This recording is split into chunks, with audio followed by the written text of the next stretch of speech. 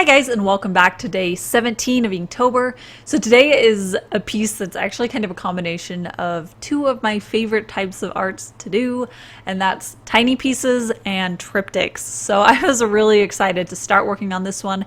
When I was starting to think about this one and what I wanted to do for Inktober, I was away from the house and I didn't have any paper at the time.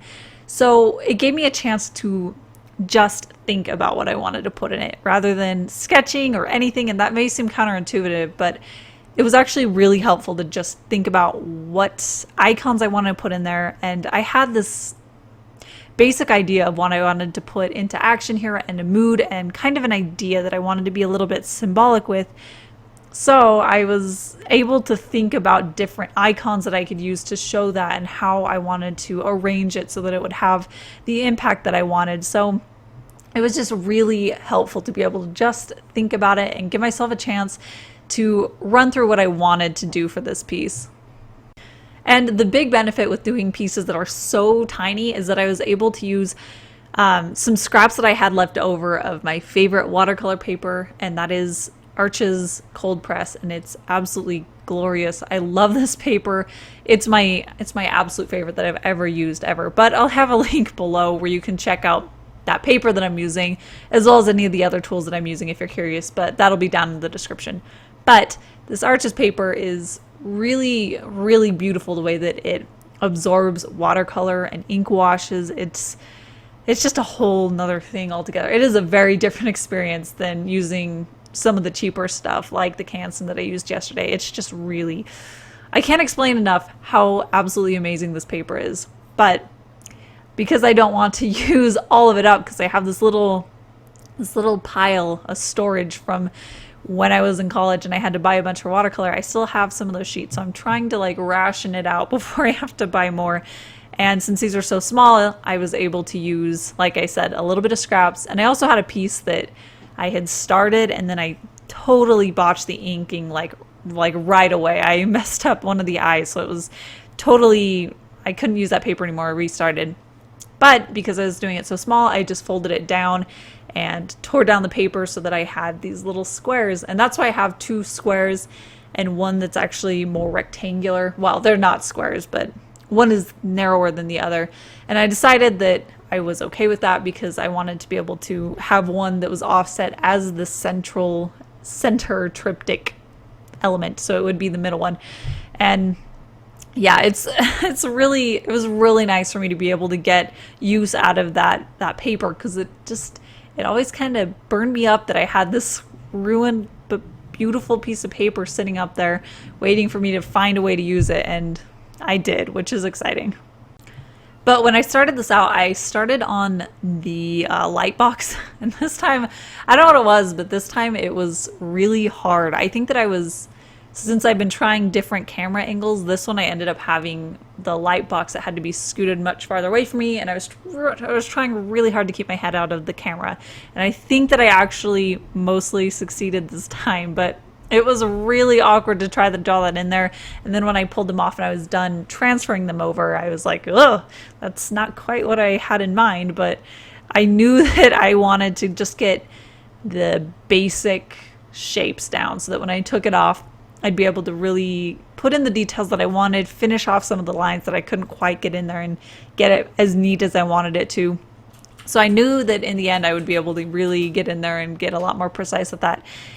And that was definitely very, very satisfying when I was able to do that step and get it all the line work finished up in the way that I had imagined it. And when I was doing the line work, I did want to make sure that there was this harmony between the two characters.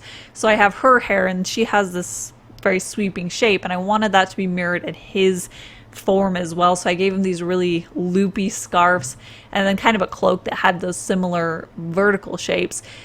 And I really wanted those to be very balanced out so that when they're together, they were pretty symmetrical and they mimicked each other a lot. And this is the part when I start doing the ink wash, which is my absolute favorite part. Like I said, I love this paper and I love putting ink washes on it. It just spreads so beautifully. But when I did this ink wash, the first run through of putting down the base ink wash, I did a terrible job, and there were a couple very specific points that I messed up on. And I'll tell you those. When when I started, I was not sure if I had mixed enough of the ink wash to begin with, but I started anyways, and I did actually run out, which led to two problems.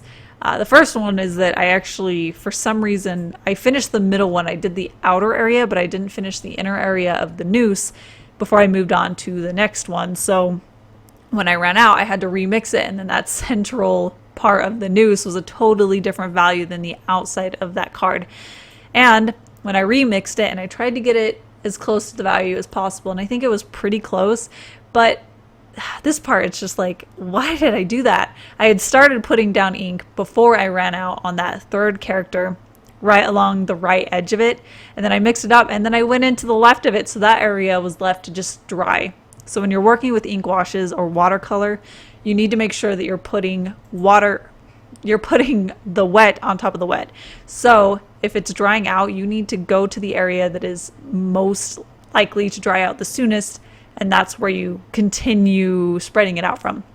So that area was left to dry, and then when I went over it, you could obviously see that patch because it had 2 layers of ink wash because I went over it a second time.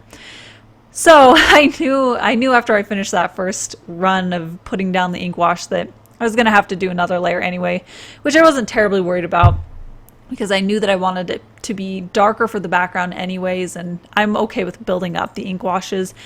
And yeah, so it was it was kind of more of a funny, like, how did I mess up on 2 different accounts in such a small little area? But yeah. Oh, and also one thing to remember that I'm trying to remember is that the ink wash does dry lighter than it looks. So I try to make sure that I go in darker with a darker value than I think that it will end up.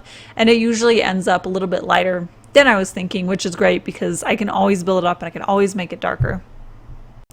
And this is one of the favorite parts of mine, is when I can start putting in those little details of just adding the value to these characters. And I especially enjoyed putting in these little details into their skin because I wanted to show a story behind them with really subtle and really tiny details. So for her, I wanted to make sure that she had kind of like running mascara tears almost. So this black was dripping down her face a little bit, and I wanted to emphasize a little bit like she had eyeshadow on and just eye makeup that had kind of gotten a little bit grungy. So I was focusing a little bit of a darker value around there, and I was making sure that it was a little bit splotchy and messed up a little bit. And for him, I was trying to give him darker under eyes, like he's really tired, and I gave him a few little like nicks in his skin and around on his nose. So I just wanted to add a little bit more of this story to these characters with really a very small amount of detail. And another thing that I needed to make sure of for this character, for both of these characters, to make sure they mimicked each other, is the girl, the first character, she had this little like medallion thing on her necklace that was black, and then a second one I added to balance that one out. But there was no similar element on the guy, so that black kind of stood out, and she looked a lot more contrasted, and he looked a lot more like a low contrast picture. So I just went in with the straight black ink, and I added kind of this like loop that's holding his scarf up, which was kind of convenient because there was an area where I did actually draw the scarf up so it looked like it was already being pulled up. So I just added that, and it balanced it out really well. And then once I added that, that's when I decided that I wanted to make the heart black to mimic those little details, and that was when it really just kind of came together. It had all of those details that I wanted, and the noose was white and the heart was black, and the background was kind of a mid-tone. And this is when I start peeling off the tape on the edges. That's always so satisfying to see this really sharp edge. But this one actually ended up taking forever to peel off. Normally, well, not normally, on larger size pieces, I will use the full width of the tape to have the border, and then I just wrap it around. So it's actually really easy just to peel it up. But since these are so small, I did not want that full border there, so I used half the tape and then I had to fold it around. So when I was trying to take it off, it was, of course, sticking on the ends, so it was really like stuck together, and I had to peel it apart, which wasn't really a big deal. It just ended up taking a lot longer, and then I had 3 pieces to do it. So when I started out, I was like, this is so fun, I love doing it, and then by the time I was done, I was like, oh my gosh, I'm so ready to be done taking this tape off. But I was glad, and it was so satisfying every time, but it went on a little bit longer than I liked.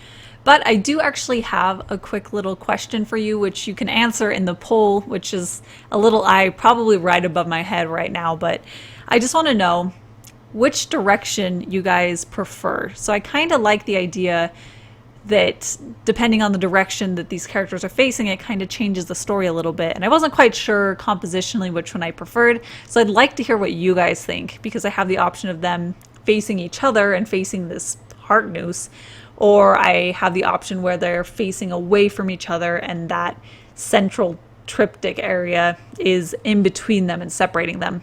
So yeah, I'm kind of curious. I'd like to see what you guys thought, what orientation you like for these pieces. But that is everything for today. I was really happy with these pieces. Like I said, they're a good combination of all the things that I love. So it was really fun to work on it. But as always, these 3 are being sold as a set, so they will be available on my shop as we speak. Ooh, I just love tiny art. I might have to do a few more tiny ones in Inktober. I should not say might. I will definitely do some more tiny ones for Inktober. But like I said, these little ones will be available at my shop, and I'll have a link right below me to my shop where you can check out these, and there's maybe a couple other Inktober originals still available. But yeah, thank you so much for watching, and don't forget to hit subscribe if you haven't yet, and I will see you guys tomorrow for tomorrow's Inktober.